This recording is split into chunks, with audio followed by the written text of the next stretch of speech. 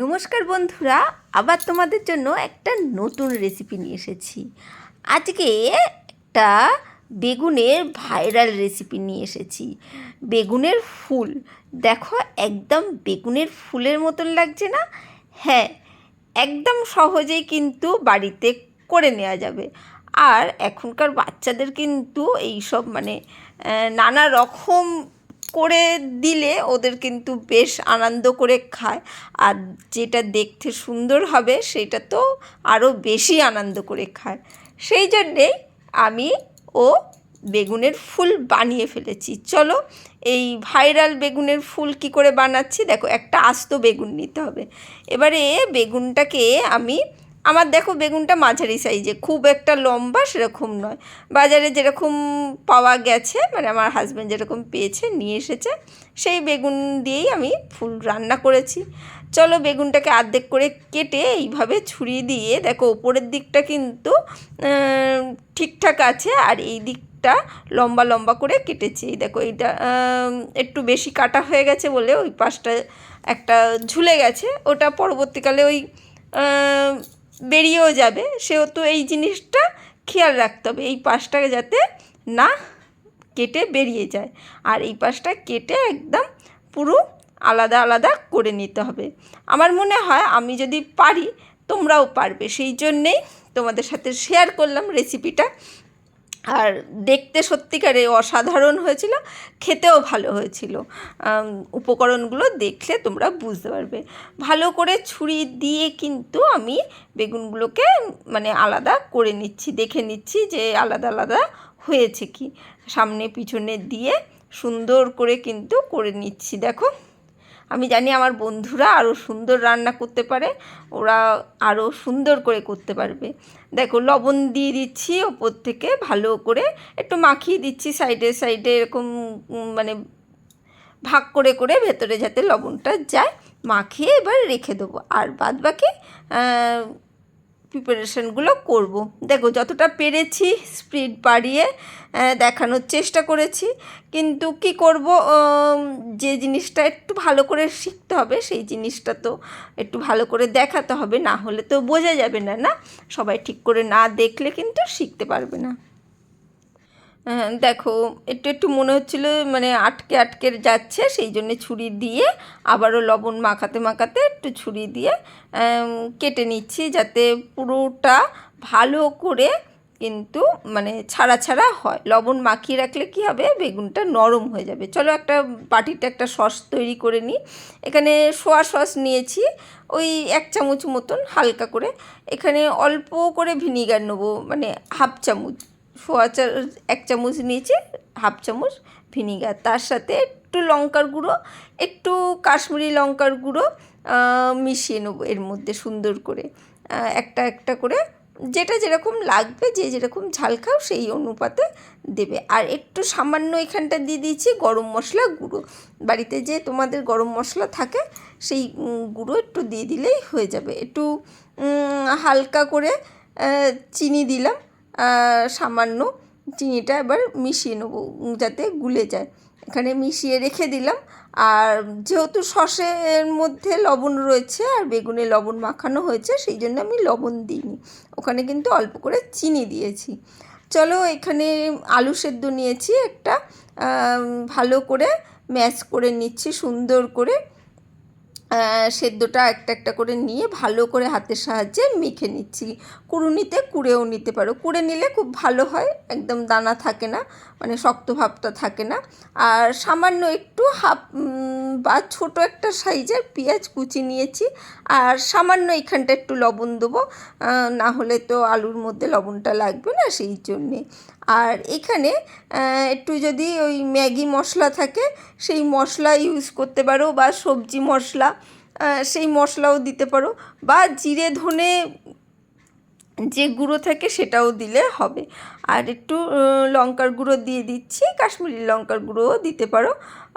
আর এখানে দিয়ে দিচ্ছি একটু কিছুটা পনির। পনির দিয়ে আলুর সাথে ভালো করে হাতের সাহায্যে কিন্তু আমি এটাকে চটকে মেখে নেবো ভালো করে একদম। পনিরটা দেখতে পেলে আলুর চেয়ে একটু কম, পরিমাণে পনির বাড়িতে পাতা, মানে বাড়িতে যে পনির বা ছানা আমরা ইউজ করি সেই ছানাই কিন্তু আমি এখানে দিয়েছি, কোনো আলাদা করে পনির দিইনি। দেখো বেগুনটা বেশ জল বেরিয়ে গেছে। একটা বেগুনের নিয়ে নিলাম, সেইটা ভালো করে একটা একটা করে এই ভাগগুলোকে আমি একটা কাপড়ের সাহায্যে মুছে নিচ্ছি। আর দেখতে পাবে বেশ অনেকটা জল বেরিয়েছে, আর বেগুনগুলো কিন্তু বেশ নরম হয়ে যাবে। আমার বেগুনটা বেশ পাকা মতন ছিল, দেখে বুঝতেই পারছো, দানা রয়েছে সেহেতু বুঝতেই পারছো, মানে একটু পাকা টাইপের ছিল। একটু কচি বেগুন হলে কিন্তু আরও সুন্দর কিন্তু নরম হয়ে যাবে। আর যত বেশি নরম হবে তত বেশি কিন্তু করতে সুবিধা হবে। আমি এই বেগুনেই করে ফেলেছি, আমি জানি তোমরাও আরও সুন্দর করে ফেলতে পারবে। আর তোমাদের বাচ্চারাও কিন্তু খুব অবাক হয়ে যাবে, বাচ্চারা কেন বড়রাও অবাক হবে। আর খেতে তো টেস্টি হয়েছে। দেখে নিলাম, দেখো মোড়া যাচ্ছে, জিনিসটাকে বেশ মোড়া যাচ্ছে, তাই একটু দেখে নিলাম। আর এখানে এবারে সসটাকে সুন্দর করে আস্তে আস্তে আমি লাগিয়ে নেব। একটা ব্রাশ নিয়ে নিয়েছি, ব্রাশের সাহায্যে কিন্তু বেগুনের গায়ে, ওপরে এবং ভেতরে যে সসটা রেডি করেছিলাম সেই সসটা কিন্তু আমি সুন্দর করে লাগিয়ে দিচ্ছি। তাতে কি হবে, বেগুনের একটা সুন্দর কালার আসবে আর টেস্টও আসবে, সুন্দর একটা টেস্ট আসবে, খেতে তো ভালো লাগবেই। ভালো করে কিন্তু ব্রাশ দিয়ে আমি মাখিয়ে নিলাম। আর ফ্রাইং প্যানের মধ্যে আমি বসিয়ে নিয়েছি। এ দেখো বেগুনটাকে এরকম করে মোড়া যাবে। আমি এখানে মোড়ার জন্যে আমি টুথপিক নিচ্ছি। টুথপিক দিয়ে মুড়লে কি হবে, এই সাইডেরগুলো অন্তত মানে খুব ভালো করে মুড়ে এরকম গোল হয়ে ফুল মতন থাকবে। একটু ছোটো সাইজের টুথপিক হলে ভালো হয়, আমার টুথপিকগুলো একটু বড়ই সাইজে, সেইটা দিয়েই কিন্তু আমি আস্তে আস্তে ফুলের মতন করে ভাঁজ করে নিচ্ছি। মানে একটা, মানে জাস্ট একটা ফোল্ড করলেই হয়ে যাবে। ফুল বলতে একটা ফোল্ড করলেই কিন্তু এইভাবে দেখো একদম ফুলের মতন তৈরি হয়ে যাবে। খুব সুন্দর করে দেখো, দেখলে বুঝতে পারবে।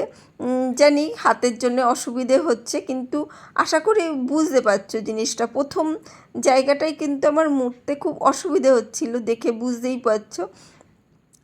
টুথপিকের সাহায্যে আমি আস্তে আস্তে কিন্তু চেপে, মানে ধারের দিকটা তো একটু মোটা, আর যেহেতু একটু বেগুনটা পাকা ছিল সেই জন্যেই অসুবিধে হচ্ছিল।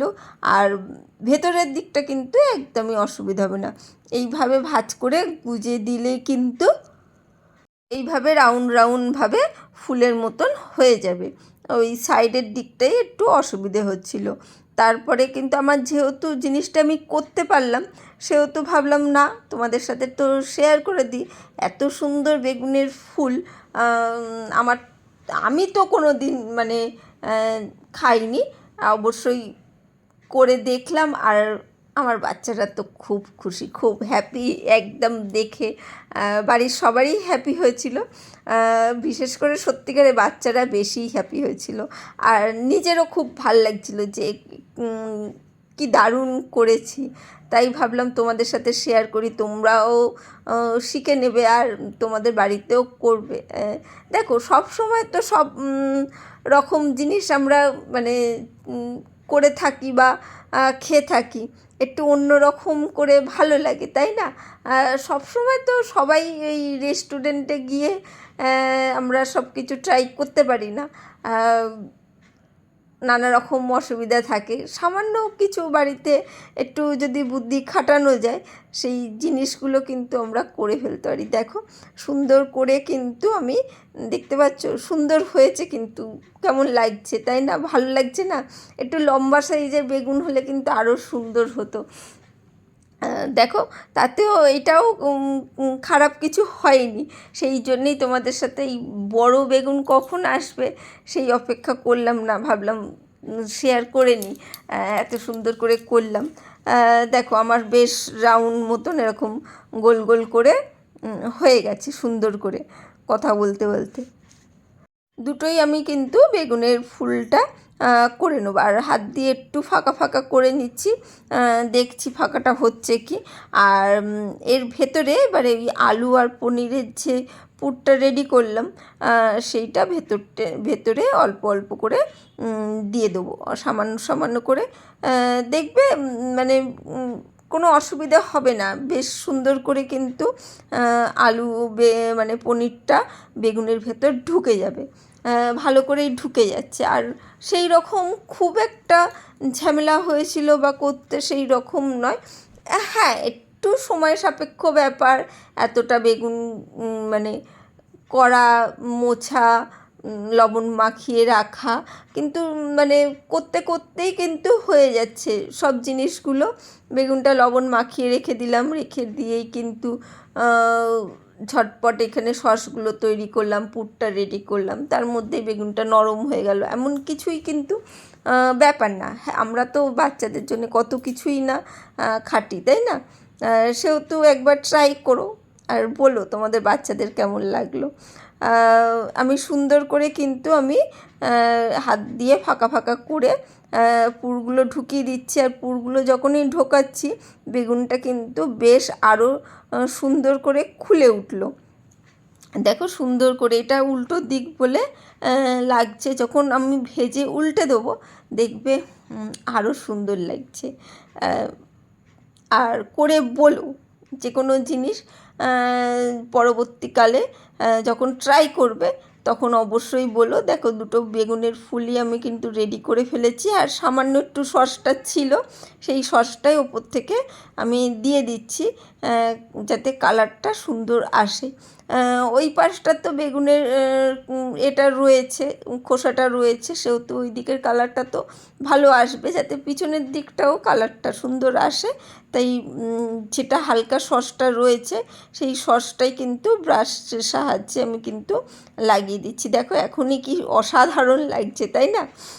দেখো চলো ফ্রাইং প্যানটা এবার গ্যাসের উপরে আমি বসিয়ে দেবো, আর একটু তেল দেবো। আর আমি এখানে সর্ষের তেল দিয়েছি, কারণ সর্ষের তেলে কিন্তু কালারটা একটু দারুণ আসে, সেই জন্যে কিন্তু আমি এখানে সর্ষের তেল ব্যবহার করেছি। তোমরা সাদা তেলও করতে পারো। চারপাশে অল্প একটু দিয়ে দিলাম, আর ওপর থেকেও সর্ষের তেল দিয়ে দিচ্ছি।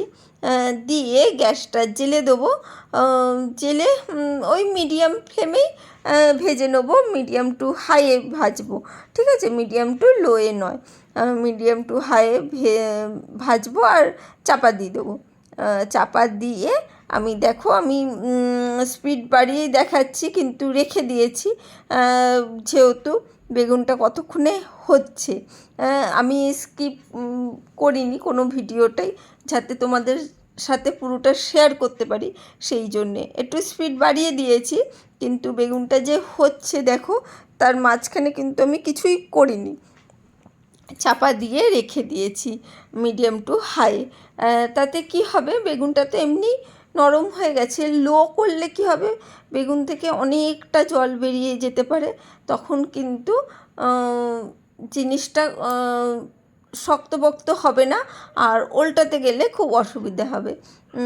যারা বেক করতে চাও তারা বেক করে নিতে পারবে, তাতে খুব সুন্দর রং আসবে আর কালার আসবে। কিন্তু যাদের বেক মেশিন নেই, মাইক্রোওভেন নেই, তারা কি করবে? তাদের জন্যে তো অবশ্যই এইটা দেখাতে হবে, সেই জন্যে তোমাদের সাথে এইভাবে শেয়ার করলাম।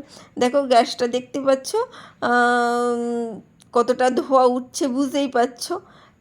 এটা কিন্তু পুরো 3 থেকে 4 মিনিট ছিল, 3 থেকে 4 মিনিট ছিল। আর দেখো দেখো শক্ত হয়ে গেছে, আর বেশ কিন্তু তলায় হালকা করে লেগে গেছে। দেখো এই দেখো আমি উল্টে দিলাম, আর কি সুন্দর দেখো উল্টে গেল। আমি কিন্তু তোমাদের সাথে কিন্তু একদম কোনো স্কিপ করিনি, ভালো করেই কিন্তু জিনিসটা বুঝিয়ে দিচ্ছি। এইখানে কাঠের খুন্তিতে যেহেতু অসুবিধে হচ্ছিলো, সেহেতু স্টিলের খুন্তিটা একটু নিয়ে সামান্য করে কিন্তু আমি উল্টে দিলাম। আর একটু খেয়াল রেখো, তাহলেই হবে। যারা প্রথমবার করছো, আমি কিন্তু প্রথমবারেই করেই তোমাদের সাথে রেসিপিটা শেয়ার করলাম। সেহেতু আমি যেহেতু পারলাম, তোমরাও পারবে কিন্তু। আর দেখতে পারলে তো কি সুন্দর রঙটা এসেছে, আর খেতে দারুণ হয়েছিল। মানে বাচ্চাদের তো খুব ভালোই লেগেছিল। দেখো সার্ভ করে দিয়েছি একদম বেগুনের ফুল। কেমন লাগলো সেটা কমেন্ট করে জানিও। আর এই ধরনের রেসিপি যদি দেখতে চাও সেটাও কমেন্ট করো, যে দিদি এই ধরনের নতুন নতুন রেসিপি শেয়ার করো। আর আমার চ্যানেলে তো নানা রকম নতুন পুরনো সব রকম রান্নাই আছে, কারণ রান্নাটা আমি ভালোবাসি, সেই জন্যে করতে কোনো কষ্ট হয় না। চলো আজকের জন্যে টাটা, বাই বাই। আবার দেখা হবে অন্য কোনো দিন অন্য কোনো ভিডিওতে। আর লাইক কমেন্ট শেয়ার করতে ভুলো না। এত সুন্দর রেসিপি অবশ্যই শেয়ার করো, না শেয়ার করলে হবে বলো?